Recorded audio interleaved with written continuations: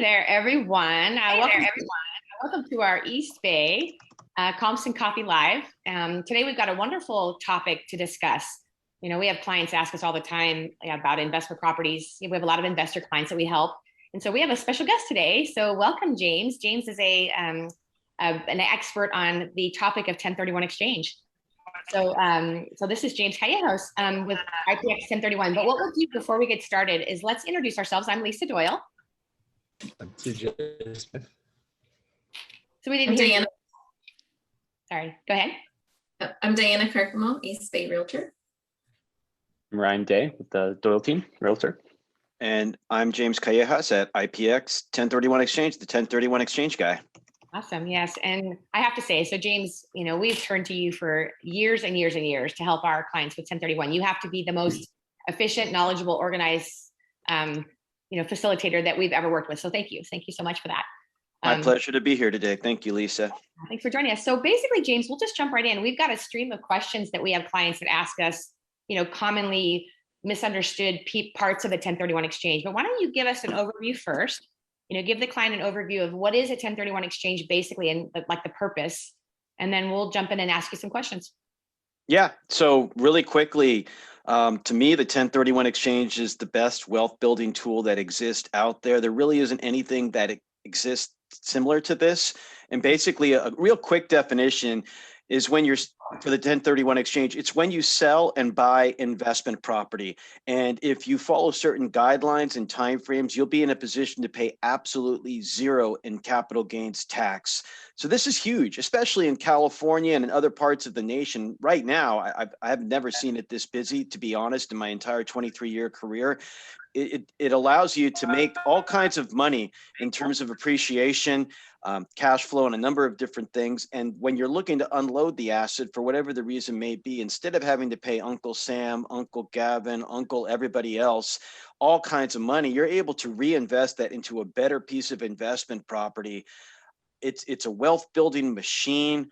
It's been around for over 100 years now. It's huge, and it's huge in the Bay Area. So I'm really glad we're having this discussion today. The timing couldn't be better. There's so many people doing 1031 exchanges.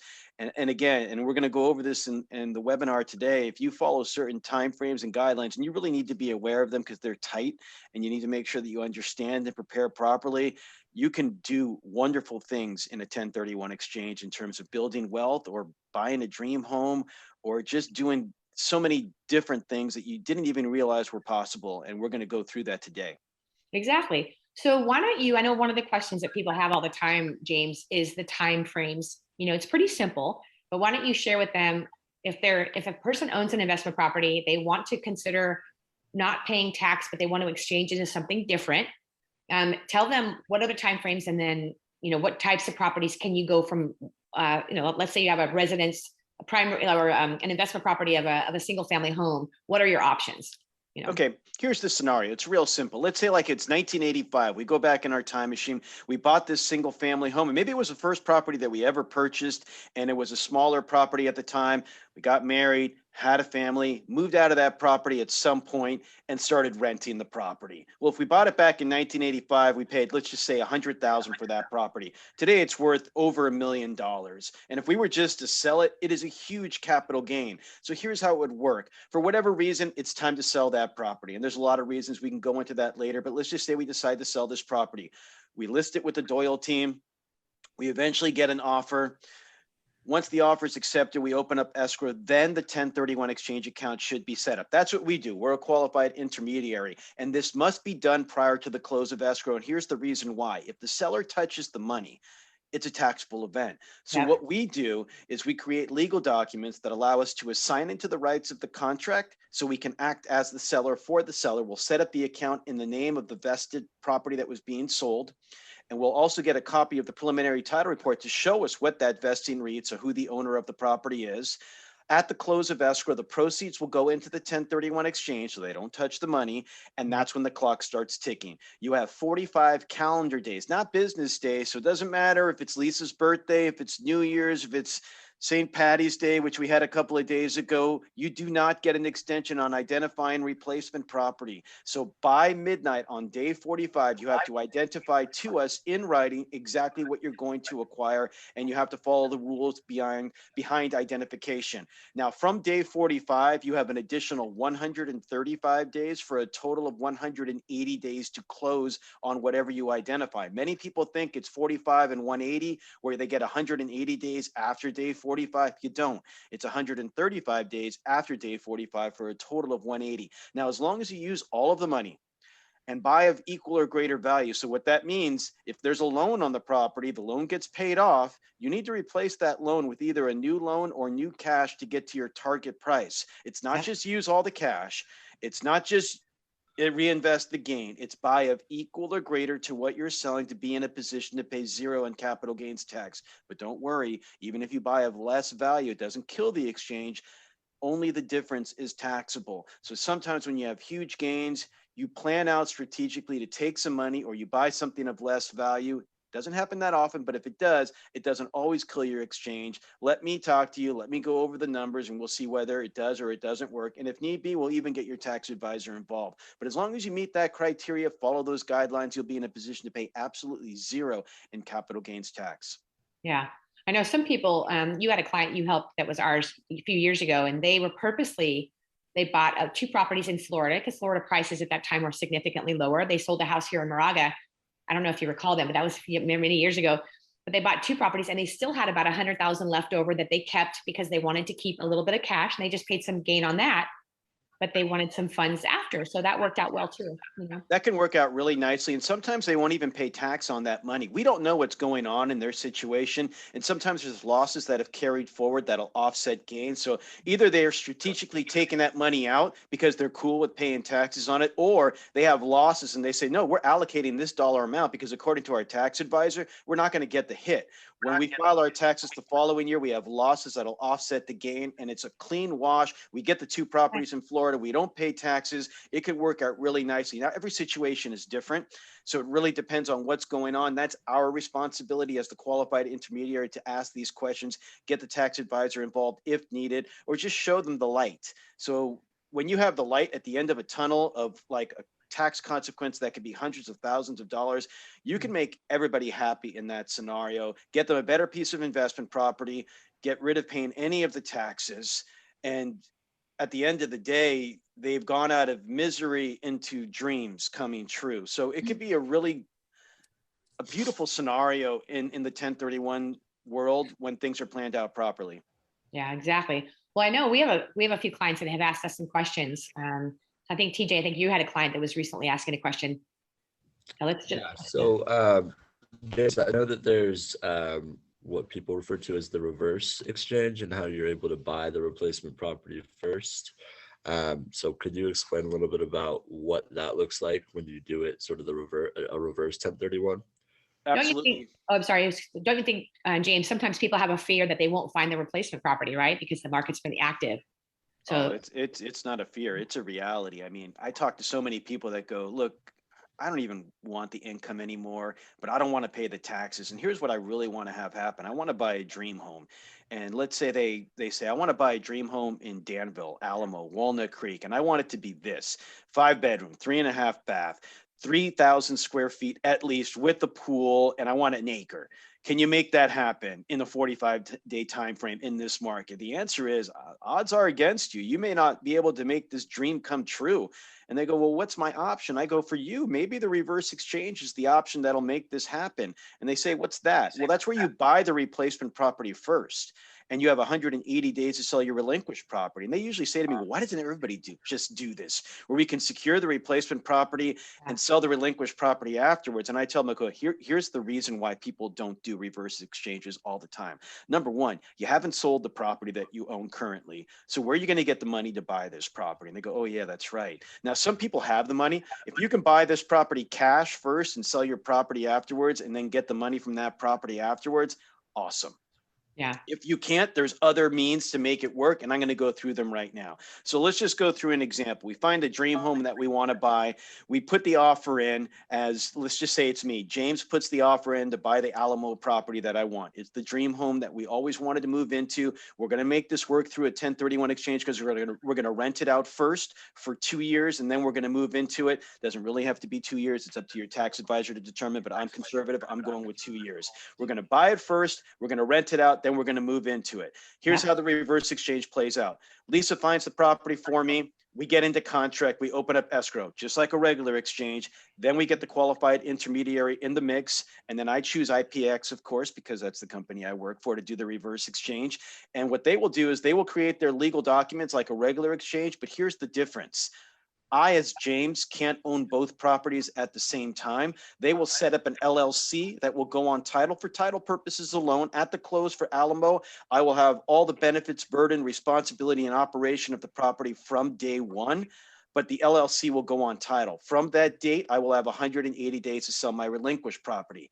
Now, if I'm buying all cash, no issue. But if I'm getting a loan, and this is residential property, most conventional lenders will not lend to an LLC. So now I have another hurdle. I'm going to have to probably get private money or beg the seller to carry back. They're probably not going to carry back. So I might have to go private money. And if I'm going private money, it's usually between 2 to 4 points on every $100,000. That could add up. So your fees and being able to qualify for the loan and having a sufficient down payment in order to make this work proved to be the hardest part in an equation of doing a reverse exchange. So an all cash buyer, no problem. If I need to get financing to make it work, this could be an issue. And the fees are going to be significantly higher on a reverse exchange than a regular exchange. Now, considering the amount of taxes I'm going to pay, it's all worth it.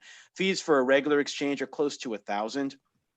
Fees for a reverse exchange, if it's an all cash purchase, are going to be probably between $6,000 to $6,500 for residential property.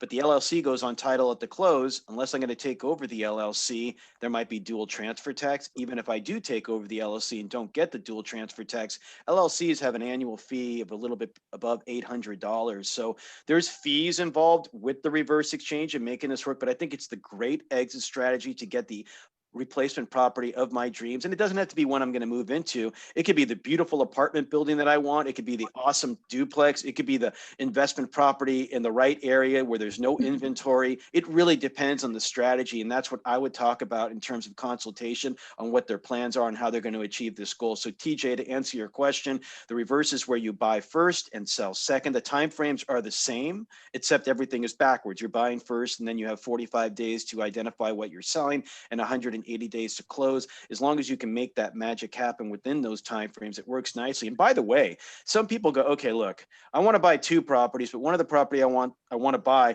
is available now, and I got to get it. So can we do a partial reverse exchange? And the answer is yes. So if we sold for $1 million, just to make the numbers easy, and the one that I want to buy today is $500,000, but I got to have this property. It's so awesome. So I'm going to do the reverse exchange on that property. And then when I eventually sell my relinquished property, well, my target price is $1 million, not $500,000. Now I will have the reverse exchange for the one that I bought, and I'll have a regular exchange for the difference up and above the $500,000 target. So I'll have the 45 and 180 days from the close of the one that I bought in the reverse mode. And then when I finally sell the one that I'm selling, I'll have 45 days to identify what I'm going to buy as the second or third property, and 180 days to close. So you can actually do work in all kinds of magic. It doesn't have to be the one all end all on the reverse, because sometimes you're selling a property out here for millions, and that's just one of the properties you want to buy. So depending upon the scenario, TJ asked the question. I don't know why I was looking at Lisa. Depending upon the scenario, it can really, trip things up. And just tell me what you want to do as the person involved within the transaction. I'll guide you along that path.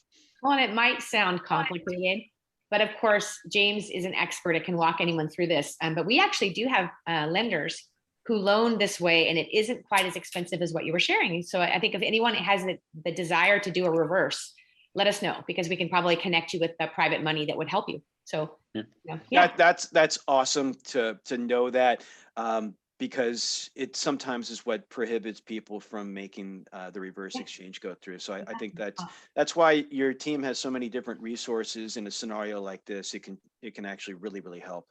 Yeah, I know. I think so James, Yeah, so James, what if the client cannot find a replacement property?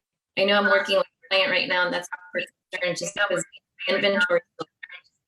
Yeah, and that happens quite often. So unfortunately, at that point, they do their patriotic duty and become a taxpayer because there is no real, extension that exists right now that will allow you more time to find replacement property just because there's a lack of inventory. There were extensions, and sometimes they are extensions that are granted, but the extension for COVID-19 has expired. The extension for the fires have expired. So unless there's a natural disaster that the IRS okays, can't just be a natural disaster where they go, well, hey, what about this? No, unless the IRS says this is what you get, and you still have to file the appropriate forms, you're not going to get an extension. So Diana, to answer your question, what I would do in a scenario like that, you don't just list your property when it comes to a 1031 exchange. You find exit solutions before you list your property, a plan A, a plan B, a plan C, so that you're prepared in the event that the first, second, third plan doesn't work. I mean, you could always put the money into a DST, which is very popular for people when you can't find replacement property within your timeframes. There is always a way to put your money somewhere. It may not be the way you wanted, but that's where you weigh it out. Do I want to pay capital gains tax, which is a lot, or do I want to put it into something else? That's where you decide at that point prior to midnight on day 45, because there's nothing else that you can do. Either you do the reverse like TJ mentioned, or you find something within the time frames like you mentioned, because there is no extension and we don't want to bank on another disaster to get an extension. So it's 45 days. That is it. Nothing you can do. Have plans in place just in case. And, I have to say, so Diana, we were talking about a client that we're helping right now. So they had a goal of selling 2 houses, one in San Ramon and one in Pleasanton and one in Newark. And then they had their goal to buy their dream home in Monterey.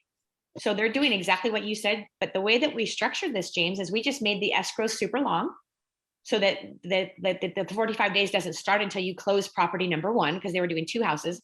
So within that extended escrow, they were able to find Monterey, and now we're closing the 2, and now they're buying. So, and then they're going to rent Monterey out for 2 years and then recapture their primary residence and avoid the gain and get that's an excellent point, Lisa. If there's a way you can go contingent upon your sale, if there's a way you can extend escrow, and in a seller's market, you have the power as the seller. So unless the buyer has a loan that's locked, you could probably ask for what I would recommend is either a 30, a 45, a 60, whatever the escrow is, with options to extend if needed within the contract. And if the buyer is cool with that, well, that just makes it so easy, because so many people think, oh, it's 45 days. No, it's not. You plan ahead of time.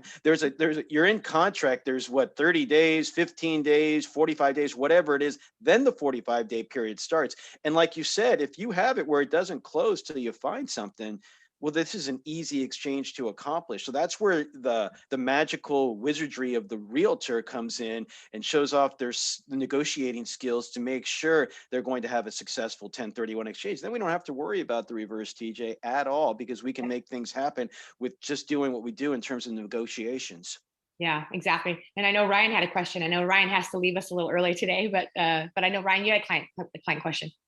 Yeah, no, and James, you give me such great insight for my clients right now, and answering Diana's question about any extension or possible timeline issues. Are there any changes coming to the 1031 exchange programs, or anything on the horizon that we should be aware of? There's always small changes that occur within a 1031 exchange, but it's not what people want to hear. It's not like, oh, the 45-day period change or the 180-day period. It's usually on the more intricate type of exchanges. I mean, they just recently recognized certain things as working within a 1031 exchange for leasehold options and certain things on personal property that wouldn't kill an exchange. But this doesn't really impact your clients for the most part. That's stuff that I would bring up if I'd see it happen within a transaction. Now, what people have been asking me is like, okay, I heard once the Biden administration takes office, the 1031 exchange is gone. As a matter of fact, I was getting text messages on November 4th where people saying, okay, I heard it's gone. What are we going to do now? Is it retroactive, and is it going to kill my exchange? And I'm like, he hasn't even taken office. It's not like he's obsessing over 1031s and like, it's gone on day 1. And I'm like, relax. The Biden administration, if you want the history on it, in their original campaign, they were looking to repeal 1031 exchange. Yeah, that's what we heard. Then they changed their stance and they said, okay, we're going to limit it to only people that make $400,000 a year or less. It has not been mentioned since. It was not in the top 100 of what they were looking to address when the Biden administration took office. Now, given that they control the House and the Senate, they do have some control. However, we've been educating congressmen. Well, let's take a little history lesson. I've been in this since 1998. Every year a new president came in, it's been threatened to go away. We've been talking and educating congressmen every single year, and not as much as we did since the last 5-6 years before Trump took office, and when Trump took office before tax reform happened in 2017. We've gotten in front of everybody and educated them. We have our feet in Washington about every 2 weeks. Is there a threat? There's always a threat. Yeah. Do we believe that it's going to happen because of our efforts? No, because of the huge coalition around us supporting the 1031 exchange code. You know, do we believe taxes are going to be increased? Probably. But nothing is looming in the immediate future. The soonest we probably will hear of anything as a threat is probably 2022. But if anything does arise, we're going to do this again. I'll let you know what's going on. I'll let you know how you can be involved in the fight to make sure nothing happens to Section Code 1031. Nice. Yeah, that's good that you guys are rallying. I know that the National Association of Realtors has also been an advocate for. They're heavily involved. Yeah, for the tool, because we do want to support people who, you know, this is something that that is needed for investors to be able to move property too. You know, you want the economy to continue growing in a way that allows people to move their properties, and if they don't, then then the whole everything economically could struggle. So yeah, I mean, look at it like this: people think that if you take the government thought that if you took the 1031 away, that all these taxed money dollars will be generated. The thing is, if you take it away, people won't sell. The taxes are too high. Exactly. So the economy stops. It doesn't flourish. When you sell a piece of investment property, usually the seller fixes it. So how many people are involved in that? There's an escrow, there's a realtor, there's inspections, there's appraisals. And when the buyer buys it, they do the same thing. They fix it to the way they want it. And now you have to buy another piece of investment property within a short period of time and do the same thing with the replacement property. There's so many different things, and the property taxes get reassessed. So the property is actually generating more tax dollars due as well. So there's so many different components to it. Like I said, we've been educating and we've done studies. We've paid a lot of money to Ernst & Young to do studies to show how much the economy thrives because of the 1031 exchange, and we'll continue to do so. Economically, yeah, that's wonderful. So, I know that people have asked, is there any like loopholes or anything that someone needs to be aware? I know you talked about the DST. This was an option for someone who runs out of time. Do a quick explanation of a DST. And then, of course, if anyone has additional personal questions, they can certainly contact you directly. Sure. The Delaware Statutory Trust, also known as the DST, it's just the abbreviation for it, is a strategy where you can take your proceeds and buy a fractional interest in a large commercial institutional property. Now, it could be one huge multifamily product that's maybe 60 or 70 or $80 million, and you're buying a 1% interest or whatever the number equates to. Or it could be a slew of different properties in this one Delaware Statutory Trust. So basically what you're doing is you're investing your monies into a fund almost where you have absolutely no managerial responsibility, and you're probably getting a cash on cash return of anywhere between 5 to 7%. Yeah. So you're going to get a monthly check, a new depreciation schedule because you're going to leverage up. You're going to go into a property that's very secure. Nothing's guaranteed in real estate, but what they invest in is essential business. So you're looking at medical office buildings, you're looking at self-storage, you're looking at CVS, Walgreens, Rite Aid, Costco, stuff like that, or multifamily, which is essential because we need somewhere to live. So that's the type of product that you would get into, huge product, and you would have nothing to do in terms of management, but you would be getting monthly checks, annual depreciation, no responsibility, none of the tenants, trash, toilets, termites, taxes, all the terrible T's, and going into an asset that completely gives you the cash flow that you've earned and deserve, at the same time preserving all of your equity. So it's a great solution for the client that just says they're done with dealing with people and want a stream of cash flow and a secure asset. And it's, very popular in a market that we currently have, where maybe they have an extra 100,000, 200,000 because the property they bought is of less value, or maybe they want to get out of just managing a property. So it's a great different strategy that you can use as an option, whether it's your first, second, third option, or just a backup that could work to salvage a 1031 exchange or be the primary goal. Yeah, exactly. Exactly. Well, you guys are awesome. Now, TJ and Dinah, do you guys have clients that have any additional questions? Anything else that James could help with? And otherwise, we'll absolutely have the clients contact you directly, James, if they have personal questions. You know? Yeah, so I think we're good. We don't have other questions. So yeah, you've been such a help, James. Like I said, we've used your company for years and years. And my clients have always been super, super delighted with everything that you've done to help them. And, you know, we so appreciate you meeting with us today to share. And so if anyone has questions, James's company is IPX 1031 Exchange. And we so appreciate all of you tuning in. Yeah, thank you very much for having me, Lisa. And I think the message of the day is to be proactive, not reactive. The market that we currently have, taking advantage of that built-up equity. We never know when a window is going to shut. We know right now it is open. We know interest rates are very low. If you're not happy with your current investment property, if you want to buy that dream home, if you want to diversify, consolidate, leave the state of California or what have you, and not have to pay all of the ugly taxes, the 1031 exchange is the code that will allow you to unload and reload into a better piece of investment property. All you got to do is reach out and we'll be here to help you. Let me help you take the pain out of that game. Awesome. Very good. Well, thanks so much, guys. We'll see you soon. Thank you. Bye. Take care. Have a great day, everyone. Stay well.